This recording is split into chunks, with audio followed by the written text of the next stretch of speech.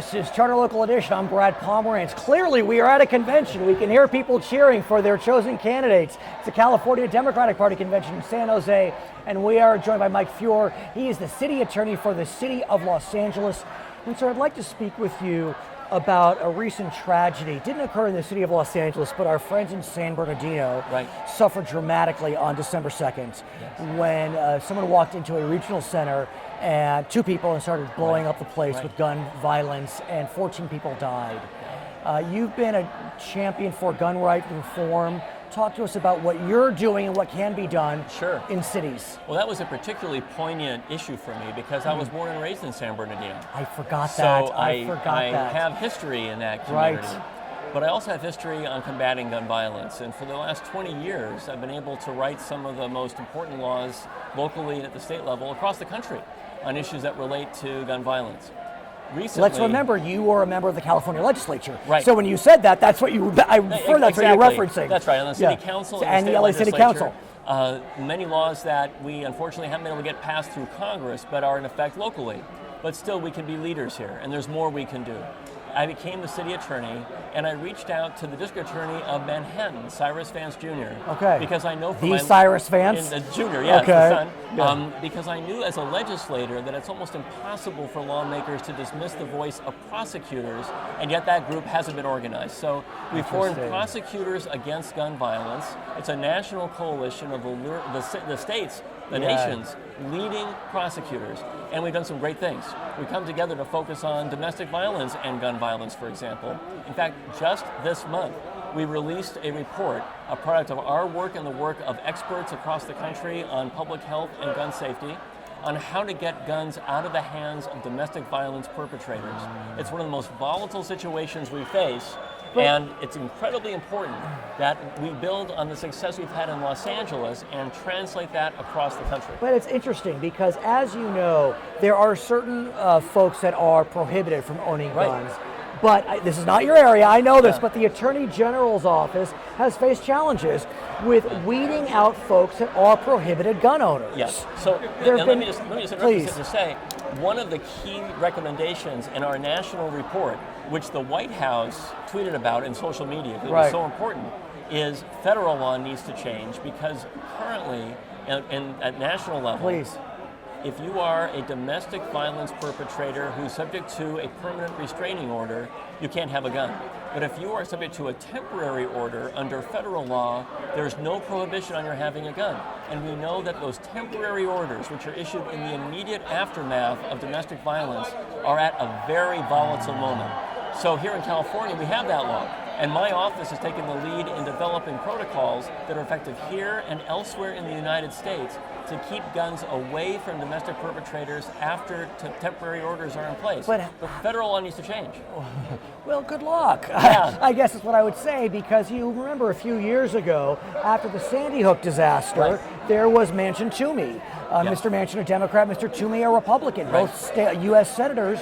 And the bill, I mean, it died. It got filibustered. It languished. And so our report, recognizing the difficulties at the federal level, provides a blueprint for how prosecutors and lawmakers across the country can model their laws on those that we put together in our report and change the laws at the local level or at the state level and change the practice of prosecutors. You know, my role now is to be the chief prosecutor of a city in addition to a policy leader across the country. But here's the challenge as well.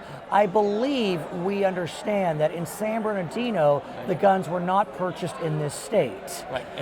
And so as a result, even though we're not in like the Connecticut, New York, New Jersey area where states are on top of each other, if someone could go across state lines, our laws don't help. Yes, so there's no question that my preference would be to have robust federal laws that are aimed to keep guns out of the hands of criminals, kids, and those who otherwise shouldn't have weapons. In the absence of that federal law change, the best we can do is be catalysts here in California for changes elsewhere. So for example, our organization of prosecutors weighed in when Oregon was contemplating a universal background check law similar to ours. In fact, the prosecutor from Portland called me to say, "Can you please weigh in here? Your voice will matter." And Oregon changed its law.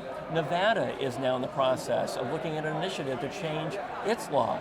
So little by little, if the federal government won't address these issues, states across the country, either through their legislatures or through the referenda the people can put together, will. But what's so interesting about turning to the states, for those that are supporters of limitations, I think of last year, and I remember that in California, a law was passed that specifically banned possession of guns on campuses. Yes.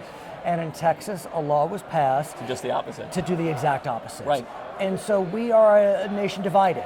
Yes. And so, I just pose that thought and question to you. So for me, the issue is, given those divisions, how do we build on the common ground?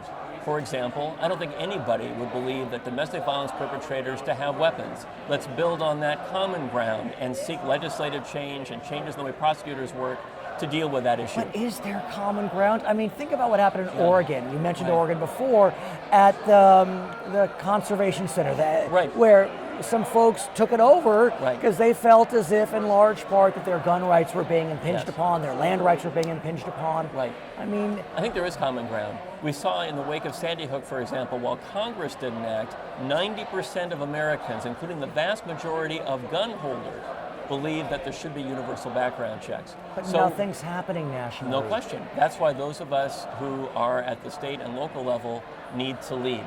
You might have seen a couple of years ago in California, we passed a law in the wake of the mass shooting in Isla Vista called the Gun Violence. Santa Barbara. That's right, the Gun Violence Restraining Order law, which allows families to go to court to seek to have a temporary hold placed on the ability of a family member. Is this Laura's law? No, this is called the Gun Violence Restraining Order law. Okay. Temporary hold on someone's ability to have a gun if they are deemed by a court to be a danger to themselves or others. That law passed at the state level. My office, the city attorney's office, this month did a training for lawyers who on a pro bono basis will help families implement that law. These are the kinds of steps we can take, a change in law, a training, an opportunity. And so for me, as a prosecutor, I view my role as to be a prosecutor when, for example, I prosecute adults when kids bring guns to school, to be a leader on shaping policy, and I think all of us should be focused on changing practices and making them more uniform so someone can't simply cross a border to evade a common sense rule. I have to ask you about Proposition 47. Sure. Which reclassified certain drug offenses to be misdemeanors. In the city of Los Angeles, who prosecutes misdemeanors? You do. You bet. And so, are you overwhelmed? Well, we received the day after the law passed, we received many new complaints because obviously our office has to file these criminal complaints. Thousands of new ones. I worked out an arrangement with Jackie Lacey, the district attorney, to allow for a temporary, smooth transition from her office to mine so we could actually get the cases effectively prosecuted. But you get her deputy DAs too? No, see, that's the thing. So under the proposition, there are no new resources, so we're figuring it out. We got some more resources from the city, but here's where the action is. We have seen in the past year or so that the intent of the voters around Prop 47, which was to take some felonies that are drug offenses, make them misdemeanors. Possession offenses. So you don't end up having a drug offender become more addicted in prison, but rather give them social services, that premise hasn't worked. Well, the money hasn't come in yet. Well, more than that, though, I know from our prosecutions that very few people are actually getting effective drug treatment. So I've convened in my office the chief of police, the sheriff, the leaders of the court system, the public defender, and others. But they don't have to even go into drug treatment anymore because they're not charged with wobblers. Well, but here's the thing. We convene the leaders of the justice system because we have to find a better way to effectuate the will of the voters than the status quo. And so in our office, we're taking the lead. We receive funding from the Federal Department of Justice to get a study of whether Prop 47 is affecting crime. We're testing pilot projects. I look forward to those results. It's going to be very interesting. Very interesting. His name is Mike Feuer. He is he is the city attorney for the city of Los Angeles. We're at the California Democratic Party Convention in San Jose. I'm Brad Pomerance. It's Charter Local Edition.